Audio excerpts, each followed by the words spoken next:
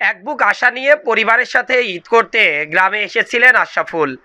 কিন্তু ভাগ্যের কি নির্মম পরিহাস, পরিবারের সাথে আর ঈদ করা হলো না তার।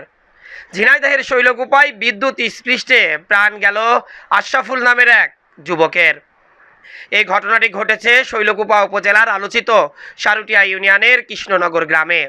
খবর নিয়ে জানা যায় আশরাফুল একই গ্রামের শমশেরের পুত্র। স্থানীয়রা জানান আশরাফুল ইসলাম ঢাকার একটি বেসরকারি প্রতিষ্ঠানে চাকুরি করেন। পরিবারের সাথে ঈদ করার জন্য গতকাল বিকালে গ্রামের বাড়িতে আসেন। সকাল থেকেই প্রচণ্ড গরমের মাঝে পল্লী বিদ্যুতের লোডশেডিং চলছিল। সেজন্যই পড়ে থাকা আইপিএসটি ঠিক করার কাজ করছিলেন আশরাফুল নিজেই। কিন্তু হঠাৎ অসাবধানতা বশত সকাল 9:30টার দিকে তিনি বিদ্যুৎ স্পৃষ্টে গুরুতর আহত হন। পরে তার স্বজনরা দ্রুত তাকে উদ্ধার করে শৈলকুপা উপজেলা স্বাস্থ্য কমপ্লেক্সে নিয়ে আসলে কর্তব্যরত চিকিৎসক তাকে মৃত ঘোষণা করেন। শৈলকুপা থানার ভারপ্রাপ্ত কর্মকর্তা ওসি শফিকুল ইসলাম চৌধুরী বলেন, আজ সকালে আইপিএস ঠিক করতে গিয়ে আশরাফুল ইসলাম নামের এক ব্যক্তি বিদ্যুৎ স্পৃষ্টে মৃত্যুবরণ করেছেন। এই ঘটনায় থানায় একটি অপমৃত্যু মামলা দায়ের করা হয়েছে। ভাগ্যের কি নির্মম পরিহাস! এই আশরাফুল কি জানতো তার পরিবারের সাথে ঈদ করতে এসে চিরবিদায় নিতে হবে তাকে?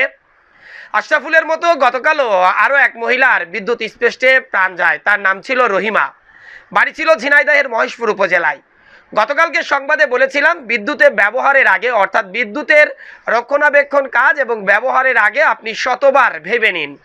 এখানে সমূহ দুর্ঘটনা থাকে, অর্থাৎ দুর্ঘটনা ঘটার সম্ভাবনা শতকরা 50 ভাগই থাকে।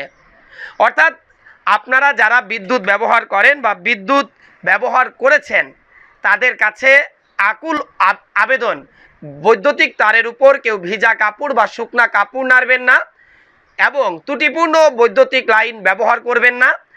এবং একই সাথে বৈদ্যুতিক যে সরঞ্জামগুলো আছে সেগুলো যদি ত্রুটিপূর্ণ হয়, অভিজ্ঞ ইলেকট্রিশিয়ান দিয়ে দ্রুত তা মেরামত করুন।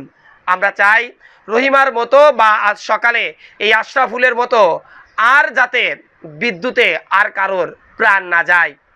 Desk report, eagle TV news.